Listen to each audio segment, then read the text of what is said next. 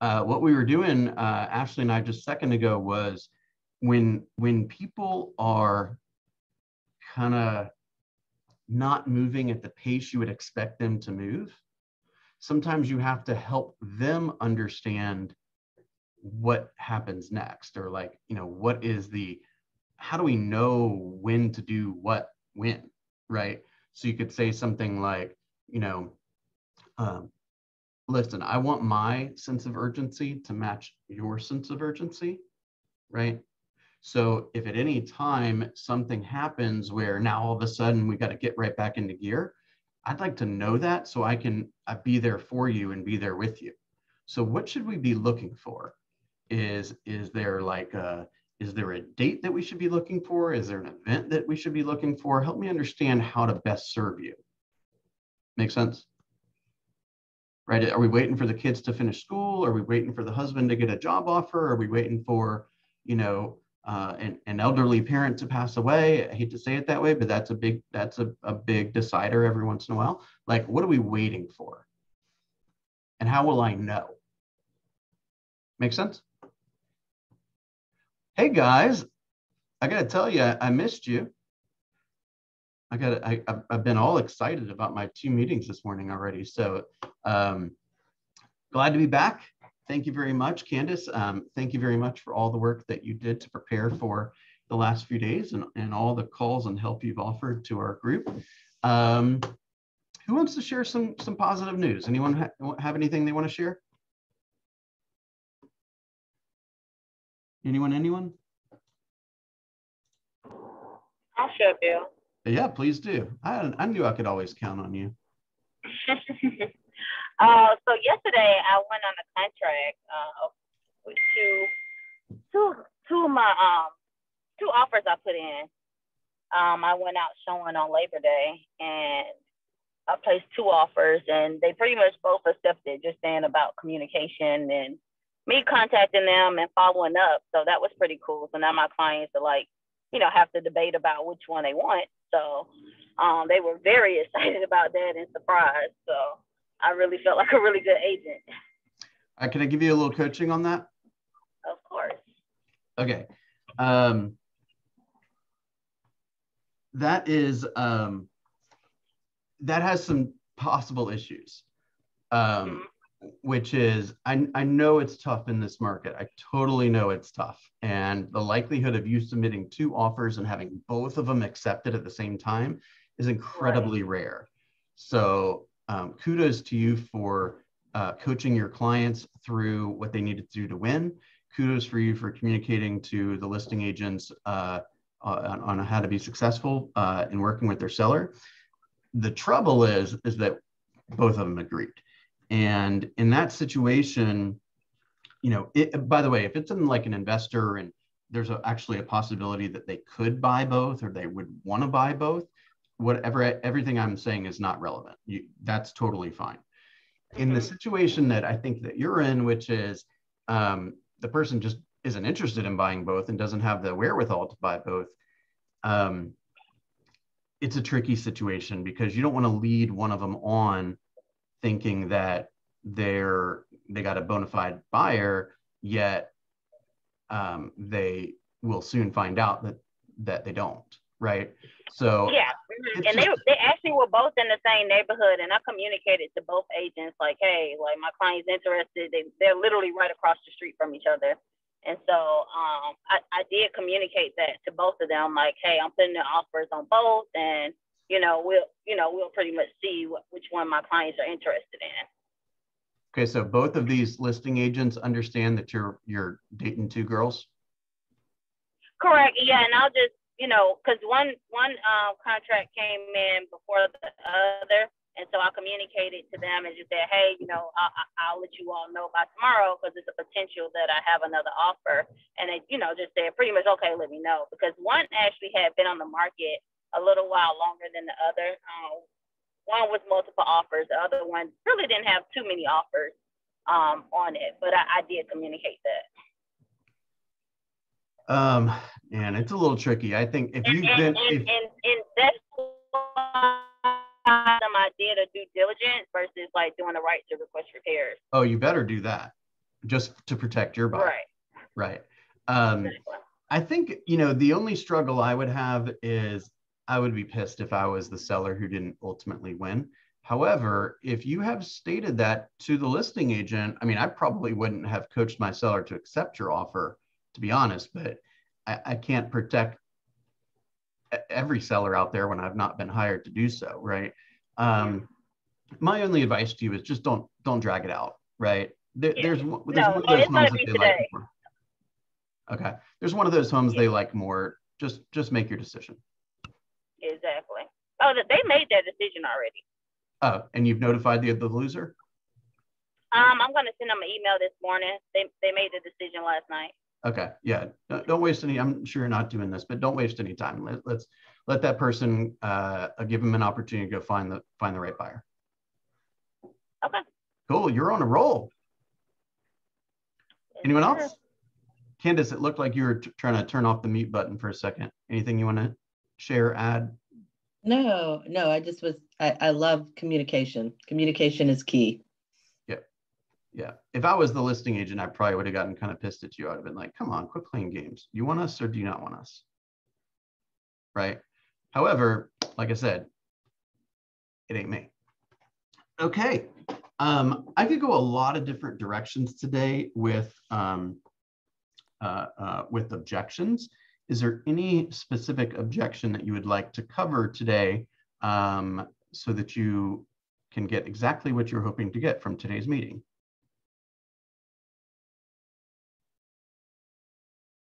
Anyone? First one that says something will be the one we do. Oh, come on. I'll do one. I want to wait right now. I want to wait right now because I don't want to be in a multiple bid situation. I'm going to wait till next year to buy because even though I want to buy now, I just think it's too hard. Okay. Tell me, just so I'm very, very clear on what you mean by too hard. Tell me a little bit more about that, please. Well, so I've tried to buy 3 houses and I keep getting rejected and other people get the houses and it just doesn't make sense. And I feel like I'm going to have to overpay because in order to, the other people that won paid a lot more than what the asking price was. And what I don't understand is why do people put something on the market and then not accept the ask price? They want more than what they're asking. Why do they do that? So I appreciate that everything you've said, right? So we are acknowledging what they've said and we're going to echo it back, which is what I'm about to do. So Candace, I completely understand your frustration and that's why you came to me, right? You did those other 3 houses with that other agent. Is that right? Yes. Okay. So let me ask you a question. You might want to talk about a little bit the financing, clarify what the financing options are. So you asked me a specific question about if somebody lists a home, let's say for 400 and you give them an offer for 400, yet somebody else gives them an offer for 410. If you were the seller, what would you do? Well, I'd take the 410. And why? Because it's $10,000 that I have to do whatever I need to do with. Even though somebody else was willing to pay list price? Yeah. Okay. So does that help you make sense, right, of what your question is, right? You wanted to pay 400, which is list price, which is debatably what the home is, quote, worth, yet somebody else was willing to pay more and the seller chose them. Do you understand why the seller probably chose them? I do. I just find it frustrating that people will overpay for homes right now. Right. I do as well, right? It's every time we go to a property and we go in and out and we spend time writing an offer and then we don't win, it's frustrating for all of us. Let me ask you a question. What was the primary driver of you deciding to buy a home now? Well, I want to be close to my grandkids and I want to be a lot closer to my grandkids. Right now we're about an hour away and I want to be able just to pop by whenever I want to because my daughter-in-law loves me so much. Okay, no, I can appreciate that. How old are your grandkids? Okay, so I'd probably try to get a little bit more personal with her. right? She's opening the door for a little bit of an emotional discussion. I'm going to go in that direction, right? So how old are your grandkids, Candace? 7 and 10. Wow, 7 and 10. I remember those days. So let me ask you, remind me, do you have a house that needs to be sold first, or you just need to move? Is that right? No, we have a house to sell first. Okay. And is it currently listed? No. Okay. Will you want some help with that as well? Yes, of course. Yeah. You know what the cool news is about selling and buying in this type of market is, right? What? Well, you get to be a seller, Oh, yeah. Okay. right? And so you get to be on the receiving end of somebody who wants to pay 400 and somebody else wants to pay 410. Isn't that kind of fun? Yeah. Yeah. Because then I guess what I could do then is take that extra money and put it on an offer on another house so I Yeah. could compete. So I think maybe we should pause the house search just for a moment and go back to the analysis of your listing, the home that you have today. And let's make sure that we do all the appropriate calculations and kind of understand, if I sell for this, which is what the market might go for, then I'll have this amount of money to move forward with a purchase. And I actually may have more resources than I would have expected to have. Is that right? Yeah. Yes, that does make sense. Okay. So when's a good time to allow me to come by your home, and I'll give you some advice on making sure that we can obtain the highest possible offer for your property? Tonight? Great. I'll be over there tonight. So what did she say? She said tonight. We would have never expected her to say tonight, which means when she says tonight, she is more motivated than you, that she's more motivated than I had expected her to be. Did y'all catch that? So we want to capitalize on that. So she's frustrated about the buying, yet she doesn't even know how she's going to sell, or what she's going to sell for, how much money she's going to make, or how long it's going to take, or the fun part of being a seller in this market. So what that tells me is I either didn't coach her enough on the front end, and definitely whoever was working with her prior wasn't coaching her. Does that make sense? And where I thought you might go with this, which would be another way to handle the objection, would be to say, I've got some programs that I'm certified in where we can actually have you compete as a cash buyer, which sometimes will offset the overpayment that somebody else is willing to do. Yeah, I certainly could have gone in that direction as well. I probably would have discussed that at the appointment, right? Get the appointment first, where now instead of talking about the buying process, we're talking about the selling process, and then overwhelm her with all the different tools that we have access to that can help her make more and more savvy choices, right? So whenever somebody is experiencing like just kind of a roadblock or a frustration, or like that they're feel like they're getting beat up in the market, you got to go back to motivation, right? And if later on and during one of the appointments, or later on she forgets we had this conversation, I know that if I bring back up those grandkids, she's going to start thinking about everything a little differently, because the being next to the grandkids is what is critical, right? Let's just pretend she did not have a house to sell, and let's say she was just renting or whatever, right? One thing you could say is, I understand that, this is a tough market to participate in. My only fear for you, Candace, though, is number one, more time will transpire where you're not just a walk away from your grandkids, and I know that's so super important to you. Is that right? So you're getting buy-in. I know it's right, but I'm asking, is it right anyway? Because I want her to vocalize that. I want her to hear herself say what I want her to say, right? And then you could say, listen, what we know today is this is the market. What we don't know is what the market's going to be in 6 months, right? The prices could be higher, the interest rates could be higher, right? We don't, everything beyond today is unknown, right? So the situation could get even worse for you, right? Being a buyer, the prices could go up, the interest rates could go up. You might not have as much purchasing power. Instead of competing with 3 offers, you might be going back to competing with 35 offers. how would that make you feel if you weren't able to get closer to your grandkids and now all of a sudden everything is becoming more expensive? How would you feel? Well, I'd feel terrible. Okay, so let's talk about how some of these programs might be able to be a good match for you. See what I'm saying? So it's all about the motivation. When they talk emotionally, draw it out, right?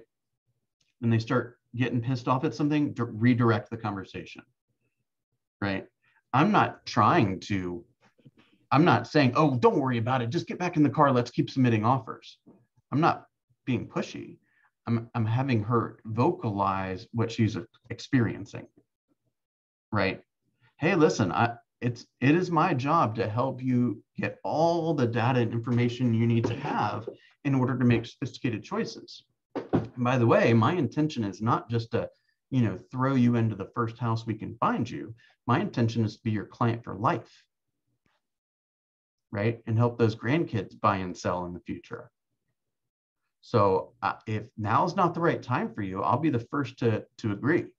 But I just want to make sure that we kind of flush out what you're feeling so that we can both determine whether this is the right time to be in the market, right? Let's discuss some pros and cons. So I'm not being pushy. I'm just asking questions to clarify. Yeah. I was just going to say, and this was something that Rose sent me yesterday. One of her clients sent her an email and it said, can you check out these properties? Tell me what you think of them. Also, I've been seeing articles about the real estate market, anticipating an upcoming correction in price and expecting a 20 to 40% drop in prices. I have also been noticing a drop in prices on the ones I have saved, which adds to that concern. It's good, cheap is better, but I don't want to get caught buying just before things drop either. I already did that once. So she was like, how do I address that? So I'd love to hear how I told her how I would address it. I'd love to hear what you would say too. Listen, if I knew what was going to happen with real estate prices, I'd be on the beach right now and most likely not talking to you, right? If I had good rapport, I'd probably say that. I'd probably get them to laugh a little bit, right? If I don't have very good rapport yet, or I don't know them yet, or that kind of comment may be taken the wrong way, I probably wouldn't say that. So the first thing you need to be thinking about is how well do you know your client, and how direct and can you be with them, and how much rapport do you have? So that's the first thing. How would I respond to that? I'd say, so you own a current property now, right? I don't know if he does. That's the only thing she sent was just the email. He's wanting to buy a property. Okay, so you want to make sure that when you get a question like that, it's not, you have to get them to understand their choices. Okay, choice number one would be buying and having and exposing yourself to the potential risk that you just described. What are your other choices? Right? Because we would all agree that that's a little risky and perhaps dangerous and these kind of things, right?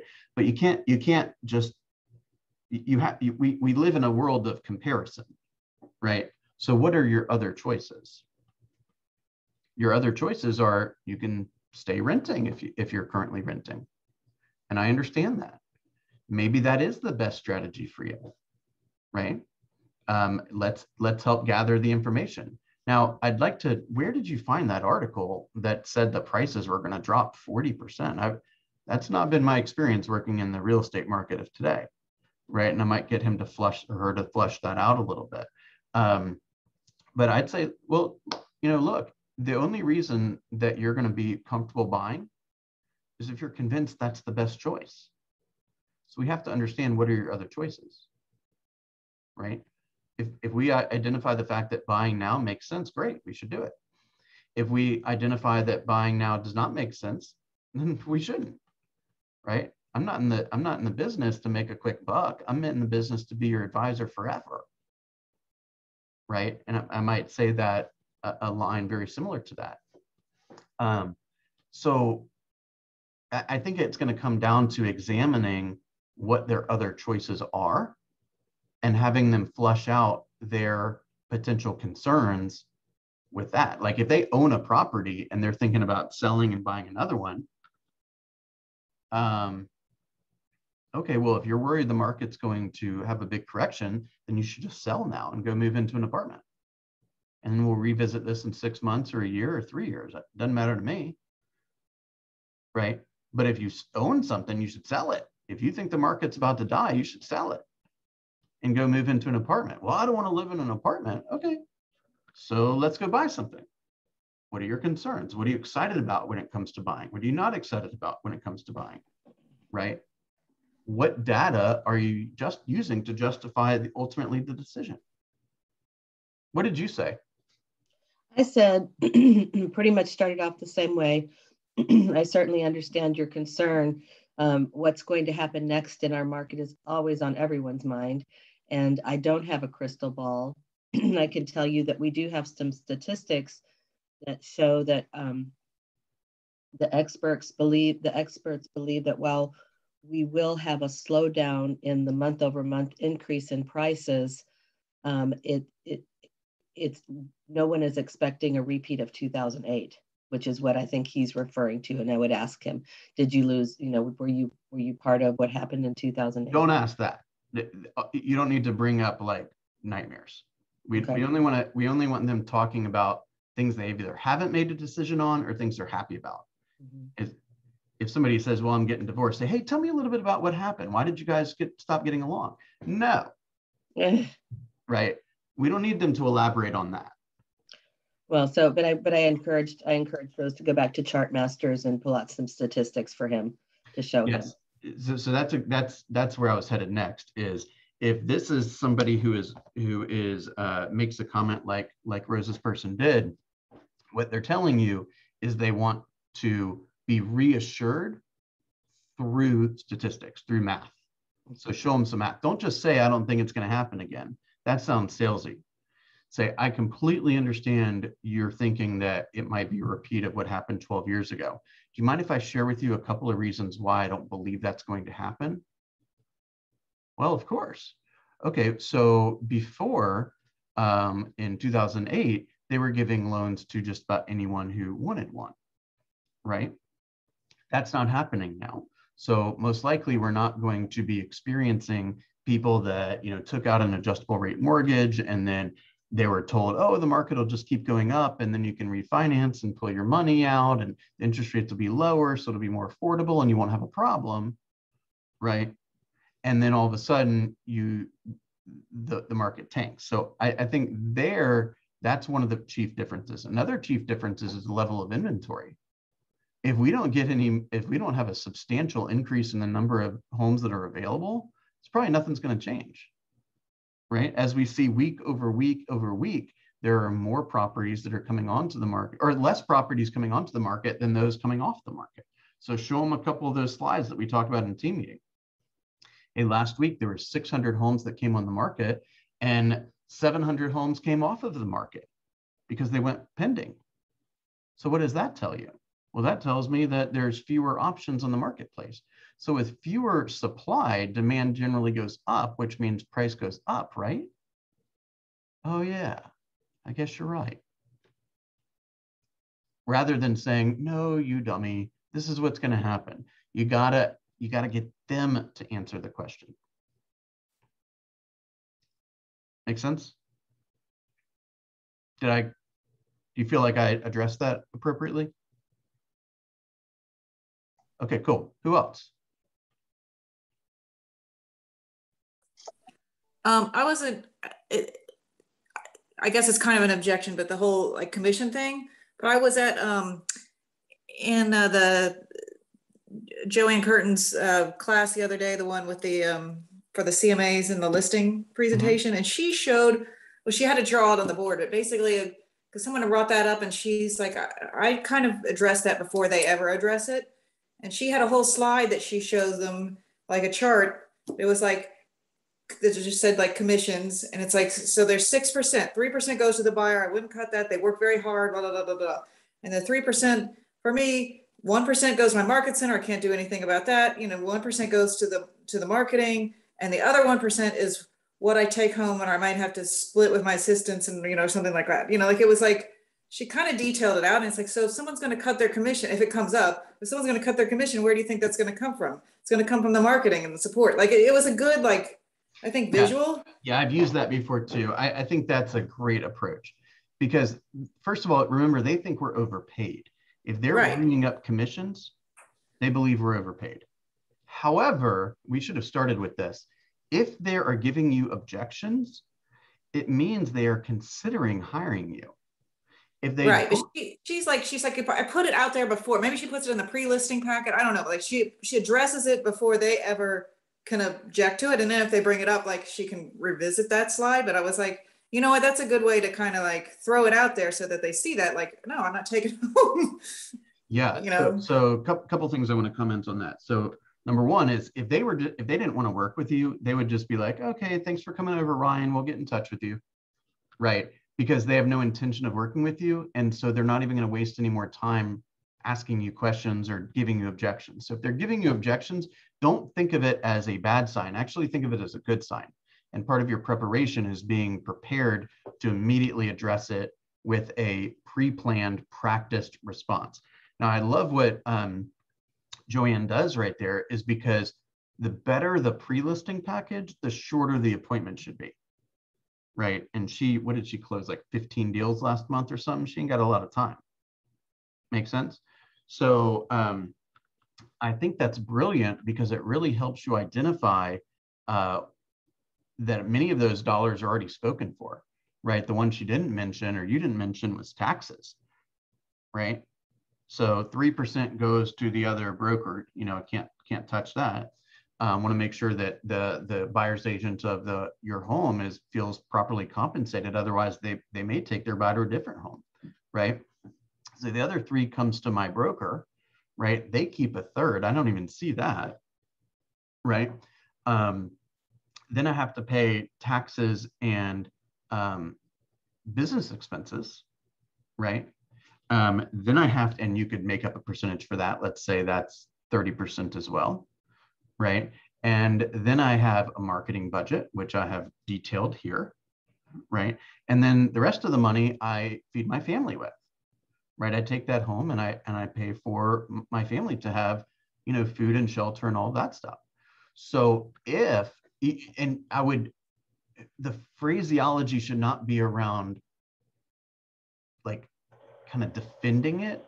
It's if you're asking me to cut the percentage or reduce the percentage, which segment of this pie would you expect to be cut?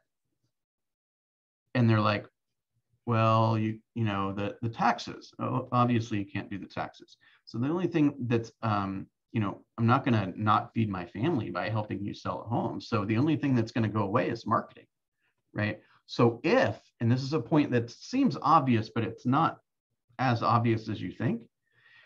If somebody has agreed to lower their commission, right, then it's very likely that they're not going to be spending the money on marketing, which means you may not have as good photography. You may not have a great social media presence, right? This may not happen, this may not happen, this may not happen, and you list. Basically, you're referencing all the things that you actually spend money on, right? Say, gosh, have you had an agent who was willing to do that? Right? Gosh, have you had an agent that was willing to lower their fee? Well, yeah, somebody said 1.5%. Wow, 1.5%. So that's in this situation, that's like $4,000. Gosh, so the broker's going to get theirs and the family's going to get theirs and the tax man's going to get theirs. Like there's not much left for the marketing of your property and to compensate everyone on my team that's going to be touching your file. Do you see that? Right. And I'm using upswings, not downswings. I'm not making statements.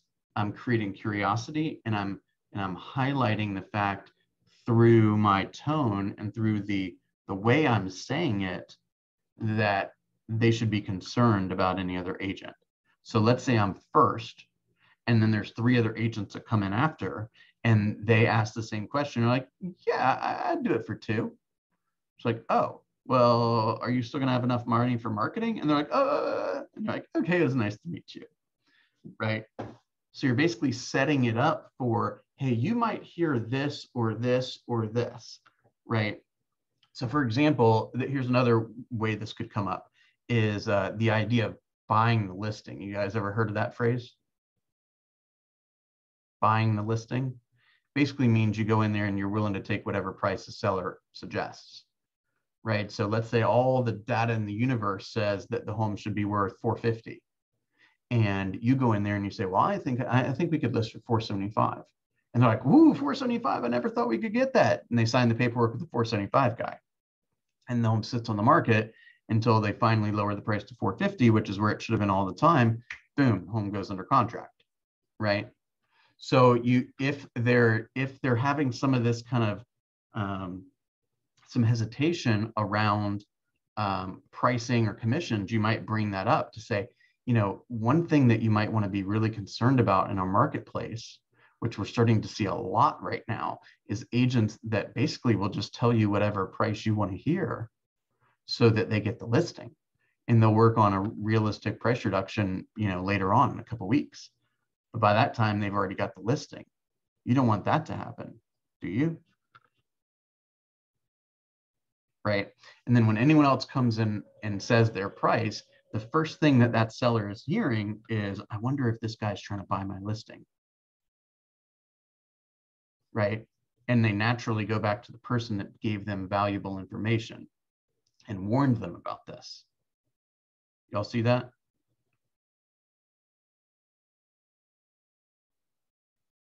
Any thoughts? It's like if I were to say to you, hey, there's a cop up the road, make sure you drive slowly around exit 8. Okay, well, prior to exit 8, you're going to start looking for the cop. You're going to slow down, right? You're trying to prepare yourself for it. And then you're like waiting for it to happen. Even if it's not obvious, you're like, oh, is that a cop? Right? Oh my gosh, is that person trying to buy this listing? They seem inauthentic. You see what I'm saying? Ryan, was that helpful? Oh, yes. Sorry. Okay. Yeah, I think I think that was good. Like, it was like, yes, those things are good. Like, I think, and those are, it's just like the way you say it without trying to be defensive, but kind of subtly suggesting that other agents might not necessarily have your best interest, or they're doing something just to get your listing, either by slashing their rate or offering, like saying, I could sell it for this crazy amount. Is that not true? I mean, are there agents that are doing that today? Okay, yeah. So is there anybody that could look at me and say, Bill, you're just playing mind games. You're taking advantage of these people? No. Is that stuff happening? People cutting their commissions and giving them crazy prices? It's happening every single day. You're doing and honestly, there's people that are working for some of these digital brokerages. They don't have the brokerage fees. They do have more of a cushion, I guess, on the percentage, I would think. Like what? Like some of them don't have the same, and I don't know exactly. Splits and stuff? No, like if you don't have brokerage fees, like if you're working in a digital brokerage, they don't have the same kind of like. It's not always the case. Overhead. I don't know. I don't know everybody's, but that's what someone said. Like, oh well, these people don't have to pay all that. Or I thought, well, I don't know. Are you referring to a flat fee, like just a flat fee of $500 you pay to the broker? No, something like that. Like you don't have like a 30% or whatever it is. Like you just got whatever. I don't know what the other fees are. You might start talking about all the things that your company has. Right. Say, I've got a couple of concerns with that. Do you mind if I share them? Right. Rather than saying blah, blah, blah, blah, blah. That's aggressive, that's assertive, and it's not friendly, right? The way to brace that is to say, gosh, I've got a couple of concerns about that strategy. Would you mind if I shared them with you? Right. And then they say, well, they are with a company that's a flat fee. They only have to pay $500. So they have this extra third which can therefore be, given back to you or not charged. See, I completely understand where you're coming from.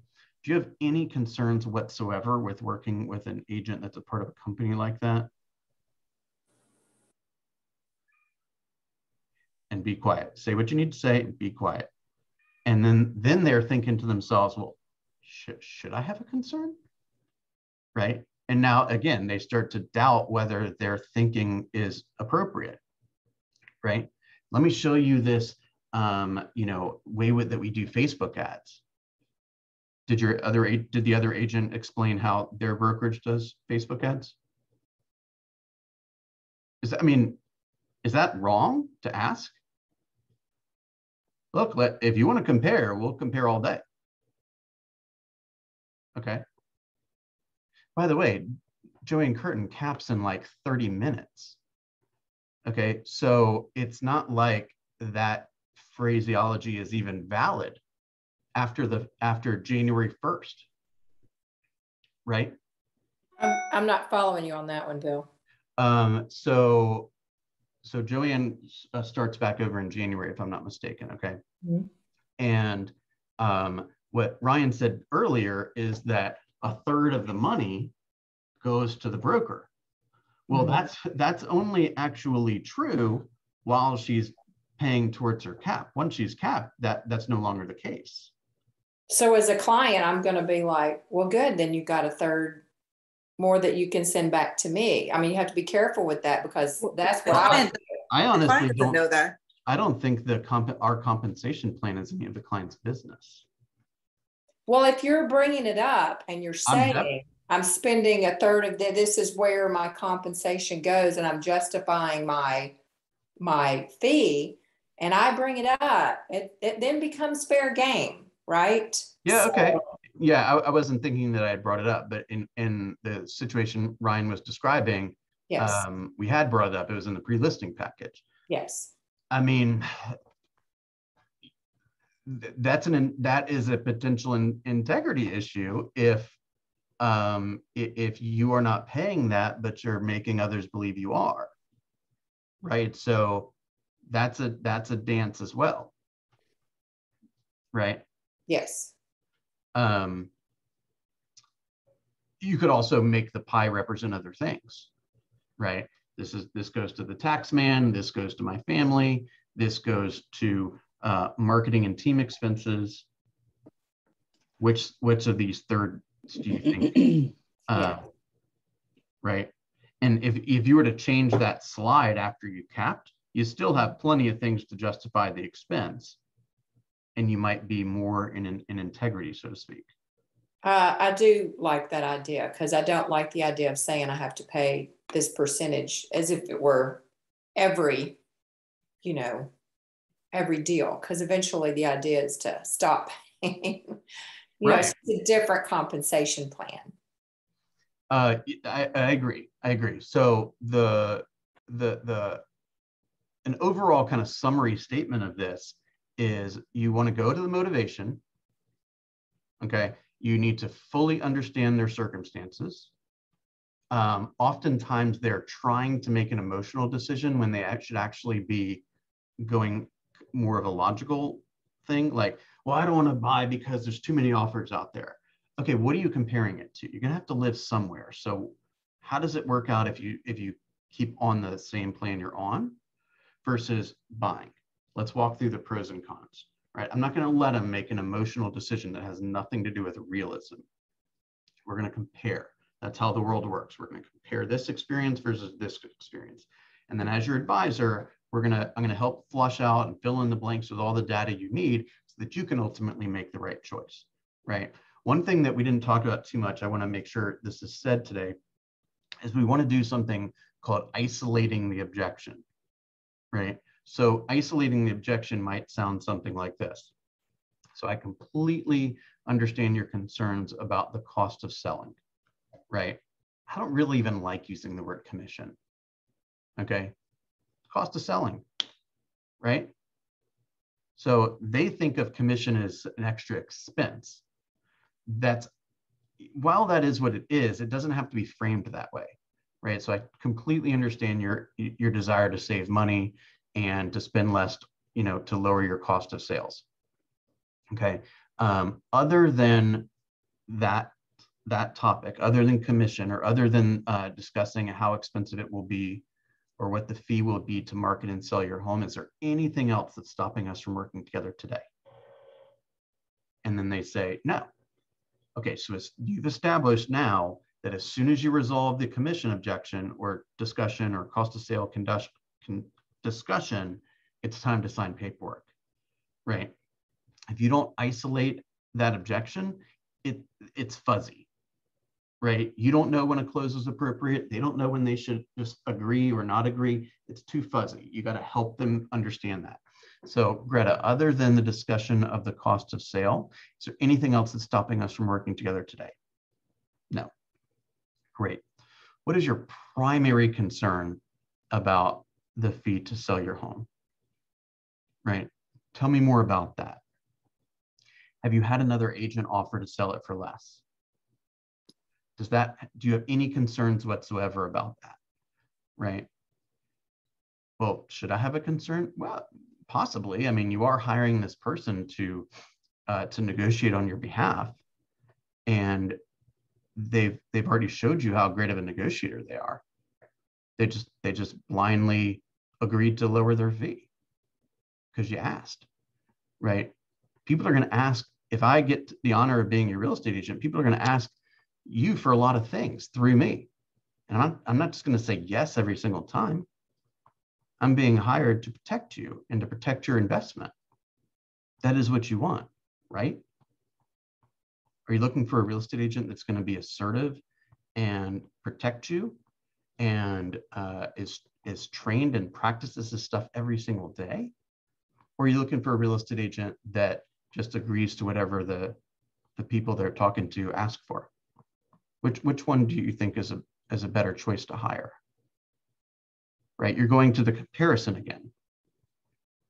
We're not talking about my fee. We're talking about my fee and my level of service versus that fee, the other fee, and their level of service. So I don't want to negotiate my fee in a vacuum, because if they're going to sell their house, they're going to pay something. So let's just review what it's going to be like working with me versus what it's going to be what it's going to be like working with the other person. Does that make sense? Because sometimes that, like, I mean, the facts are the facts, right? So, the market is what the market is. That's not the point. The point is how are you going to behave differently than their other choice? Totally agree. The thing I'm running into is people that want to sell for, we probably should do another for sale by owner, because I'm getting, my boyfriend sold for sale by owner. He has an attorney. They know the market. It's just ridiculous. Okay.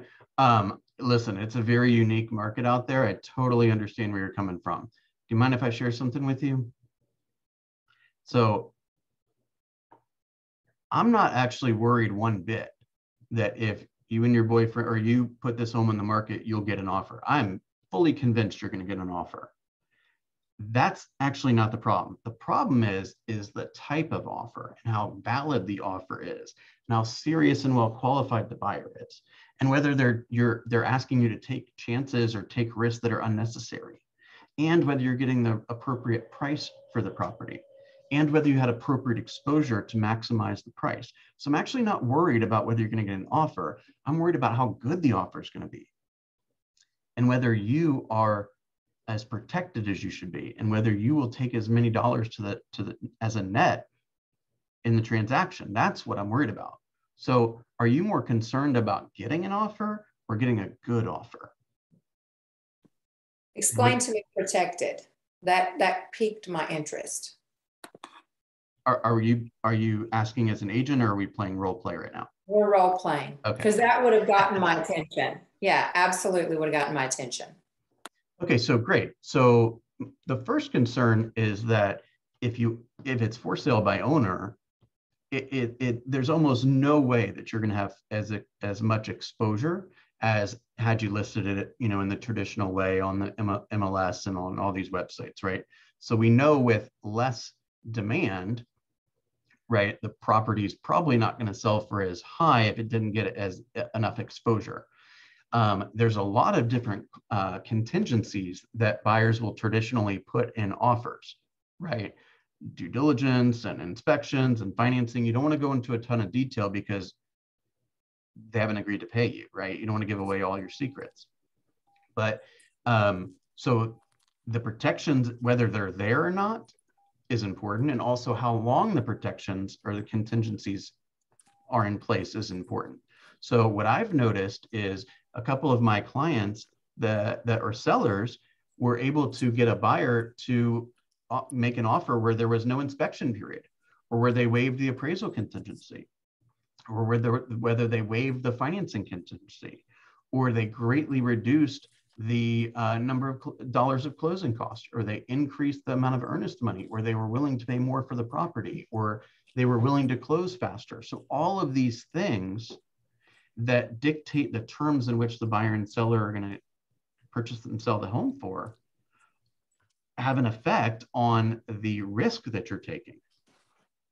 So if you get an offer where they want, 21 days for financing, 21 days for appraisal, Good morning. 25 days for this and 17 days for that, if you were to put it on the open market, those numbers are going to be probably cut in half,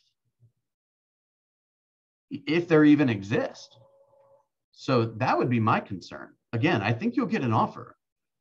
I'm not worried about that. And you probably shouldn't be worried about it either.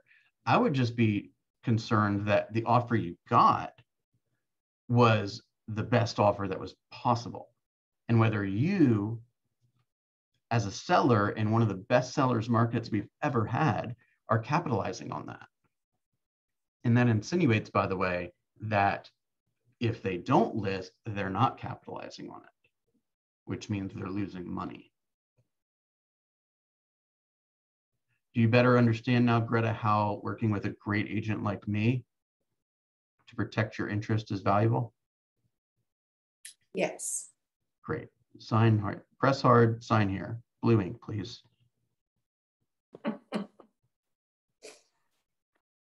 Make sense? Most everything a buyer and seller is going to say that sounds like an objection is emotional. When they go emotional and it's good, you stay in emotion. If they go emotional and it's reckless and it doesn't make logical sense, you bring them back to emotion. If they're getting in the weeds with the graphs and what is the taxes, 2,300 or 2,325, if they're getting in the weeds with that, what's the price per square foot, blah, blah, blah, blah, blah, blah, you got to bring them to the emotion. Mm-hmm. Right? So Greta, I know your goal was to purchase this home so that you could get closer to your grandkids. Are you going to let a couple bucks get in the way of that? No, that would be silly to do that. I agree. You ready to move forward? Yeah. Right? Would you rather buy this home or allow somebody else to buy this home? Again, it's comparison. It's not like, do you want to buy this home in a vacuum? Again, it's, you're going to buy something. Do you want it to be this home or take a chance that this home may never show up again? Right? If you don't win this one and somebody else gets this home, how are you going to feel? Well, I feel fine. Okay, great. Get back in the car. Let's go find something else. I don't care. I'm not going to force you to buy the home. If it's not for you, it's not for you. What else do you want to look at? Right? And saying something like that, they look at it and say, oh, well, this guy's not trying to bully me. Maybe this is the best home. Or they'll say, hey, I think he's right. I think we should not buy this one. Great, get back in the car. I don't care. All right, guys. Great to be back. Don't forget that Michelle Slater is actually doing a cool class today that is about inspired workspaces. And we've been talking about workspaces for a little while lately, and that today is going to be from 3 to 4 o'clock in the Market Center. So have a wonderful day.